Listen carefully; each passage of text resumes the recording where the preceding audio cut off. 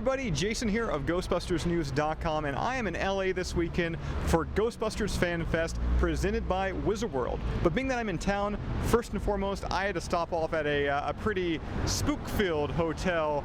Today we are at the Millennium Biltmore Hotel, better known as the Sedgewick in the 1984 classic Ghostbusters.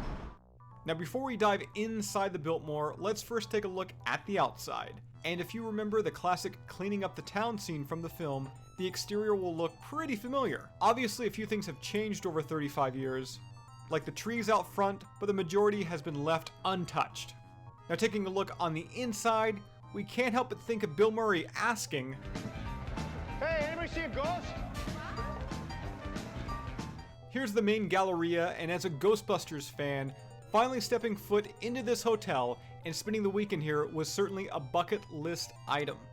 And can I add just how breathtaking the decor is? Taking a quick turn into the main lobby, this room should also look pretty familiar, as this is the same room where Peter, Ray, and Egon went head to head with the nasty, disgusting blob, Slimer. I want a confinement stream from you, okay?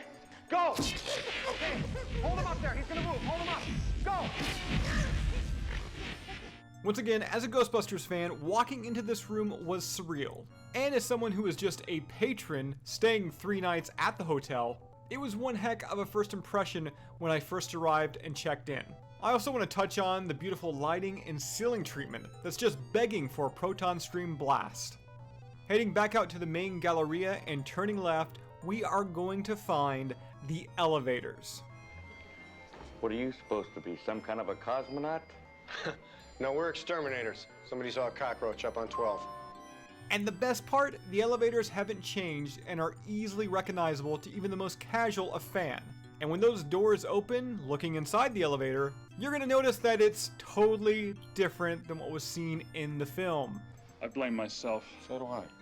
With the actual Biltmore interiors featuring wood paneling and mirrors.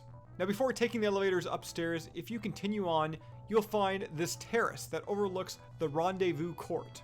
This area has been used in a number of films, including Bachelor Party, starring Tom Hanks.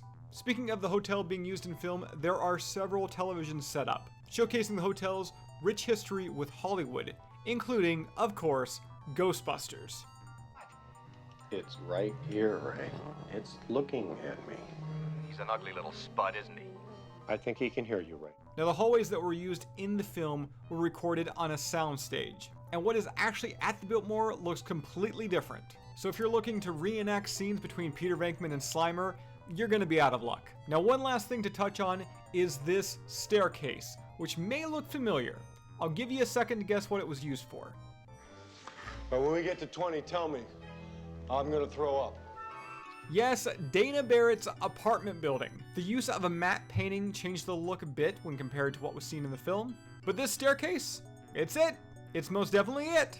So guys, hope you enjoyed our look at the Millennium Biltmore Hotel, or as I like to call it, the Sedgewick. Be sure to keep it locked here to Ghostbusters News right here on YouTube, and of course, GhostbustersNews.com, as we continue to post even more videos coming out of this past weekend's Ghostbusters Fan Fest.